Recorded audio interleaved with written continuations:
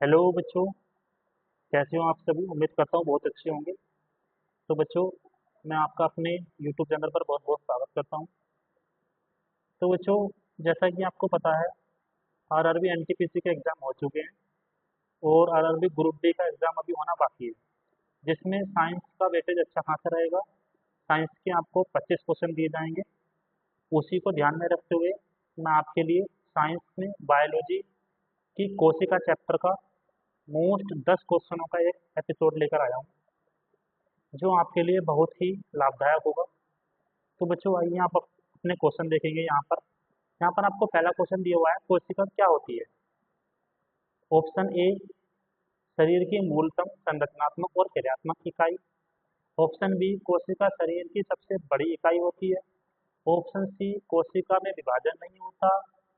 Option D, यह सभी। तो बच्चों, यहाँ पे आपका क्या आंसर हो जाएगा? ऑप्शन ए, कोशिका शरीर की मूलतम संरचनात्मक एवं क्रियात्मक इकाई होती है। तो आपका क्या आंसर हो गया यहाँ पर बच्चों? ए। ठीक है, नेक्स्ट क्वेश्चन पर चलेंगे अपने। आपका नेक्स्ट क्वेश्चन दिया हुआ है बच्चों, कोशिका का अध्ययन क्या कहलाता है? बच्चों, कोशिका का अध्ययन क्या कहलाता है? तो ऑप्शन ए में दिया हुआ है आपको साइटोलॉजी। ऑप्शन बी में दिया हुआ है कार्डियोलॉजी। ऑप्शन सी में दिया हुआ है न्यूरोलॉजी। ऑप्शन डी में दिया हुआ है आपको नेफ्रोलॉजी। तो बच्चों, कोशिका के अध्ययन को क्या कहते हैं? साइटोलॉजी। यहाँ पे आपका क्या आंसर जाएगा? Option A, cytology. ठीक है बच्चों, नेक्स्ट चलेंगे। नेक्स्ट क्वेश्चन देखेंगे क्या दिया हुआ है। कोशिका की खोज किसके द्वारा की गई थी? तो बच्चों, नेक्स्ट क्वेश्चन दिया हुआ है, कोशिका की खोज किसके द्वारा की गई थी? Option A, Robert Hooke. Option B, Leeuwenhoek. Option C, Robert Clive. Option D, Theophrastus. तो बच्चों, कोशिका की खोज किसके द्वारा की गई थी? रॉबर्ट हुक के द्वारा। रॉबर्ट हुक के द्वारा कोशिका की खोज कब की गई थी? 1665 में। 1665 में रॉबर्ट हुक के द्वारा मृत कोशिका की खोज की गई थी बच्चों। ठीक है, आपका आंसर क्या जाएगा? Option A. नेक्स्ट क्वेश्चन देखेंगे बेटा क्या लिखा हुआ है। नेक्स्ट क्वेश्चन पे आप चलेंगे, यहाँ पे देखेंगे क्वेश्चन नंबर 4 में दिया हुआ है, कोशिका की खोज सर्वप्रथम रॉबर्ट हुक ने किस सन में की थी? तो जैसा कि मैंने अभी पीछे बताया, 1665 में रॉबर्ट हुक ने मृत कोशिका की खोज की थी। तो आपका आंसर क्या हो जाएगा बच्चों? आंसर हो जाएगा 1665, यानी option B.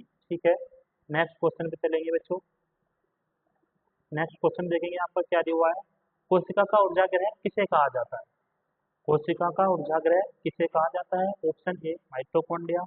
Option B, ribosome. Option C, lysosome. Option D, केंद्रक। तो किसे कहा जाता है कोशिका का ऊर्जागृह? कोशिका का ऊर्जागृह कहा जाता है माइटोकॉन्ड्रिया। आपका आंसर रहेगा ऑप्शन ए। ठीक है बच्चों, नेक्स्ट क्वेश्चन पर चलेंगे। नेक्स्ट क्वेश्चन में देखेंगे क्या दिया हुआ है आपको। आपका नेक्स्ट क्वेश्चन है, आत्महत्या की थैली किसे कहा जाता है? तो बच्चों, नेक्स्ट क्वेश्चन है, आत्महत्या की थैली किसे कहा जाता है? ठीक है, इसमें ऑप्शन ऑप्शन ए में आपको दिया हुआ है राइबोसोम। ऑप्शन बी में दिया हुआ है लाइसोसोम। ऑप्शन सी में दिया हुआ है माइटोकॉन्ड्रिया। ऑप्शन डी में दिया हुआ है कोशिका भित्ति। तो किसे कहा जाता है आत्महत्या की थैली? ऑप्शन बी, लाइसोसोम को आत्महत्या की थैली या सुसाइडल बैग भी कहते हैं। ठीक है बच्चों, नेक्स्ट क्वेश्चन पे चलेंगे, देखेंगे क्या नेक्स्ट क्वेश्चन आपको यहाँ पर दिया हुआ है। तो आपका नेक्स्ट क्वेश्चन है, प्रोटीन की फैक्ट्री किसे कहा जाता है? प्रोटीन की फैक्ट्री किसे कहते हैं? Option A, lysosome. Option B, ribosome. Option C, केंद्रक। ऑप्शन डी, कोशिका भित्ति। तो प्रोटीन की फैक्ट्री किसे कहा जाता है बच्चों? राइबोसोम को प्रोटीन की फैक्ट्री कहा जाता है। किसे कहा जाता है बच्चों? ऑप्शन बी, राइबोसोम को प्रोटीन की फैक्ट्री कहा जाता है। ठीक है, नेक्स्ट क्वेश्चन पे चलेंगे बच्चों। आपका देखेंगे क्या दिया हुआ है नेक्स्ट क्वेश्चन। यहाँ पर आपको नेक्स्ट क्वेश्चन दिया हुआ है, कोशिका के केंद्रक की खोज किसने की थी? क्या है आपका नेक्स्ट क्वेश्चन, कोशिका के केंद्र की खोज किसने की? ऑप्शन ए में क्या दिया हुआ है आपको? Robert Hooke. ऑप्शन बी में दिया हुआ है रॉबर्ट ब्राउन। ऑप्शन सी में दिया हुआ है थियोफ्रेस्टस। ऑप्शन डी में दिया हुआ है एंटोनी लेबोजियर। तो किसने की थी कोशिका केंद्र की खोज? रॉबर्ट ब्राउन ने। ठीक है बच्चों, कोशिका केंद्र की खोज किसने की थी? रॉबर्ट ब्राउन ने। नेक्स्ट क्वेश्चन पर चलेंगे अपने, देखेंगे क्या दिया हुआ है नेक्स्ट क्वेश्चन। यहाँ पर क्वेश्चन नंबर 9 में लिखा हुआ है, रचना के आधार पर कोशिका कितने प्रकार की है? तो बच्चों, कितने प्रकार की होती है रचना के आधार पर कोशिका? दो प्रकार की, प्रोकैरियोटिक कोशिका और यूकैरियोटिक कोशिका। प्रोकैरियोटिक कोशिका मतलब अविकसित, यूकैरियोटिक कोशिका मतलब पूर्ण रूप से विकसित। प्रोकैरियोटिक मतलब पुरानी, यूकैरियोटिक मतलब नई। तो इसमें आपका क्या आंसर जाएगा बच्चों? ऑप्शन सी, ए और बी दोनों। ठीक है, नेक्स्ट क्वेश्चन पर चलेंगे बच्चों, देखेंगे आपको नेक्स्ट क्वेश्चन क्या दिया हुआ है।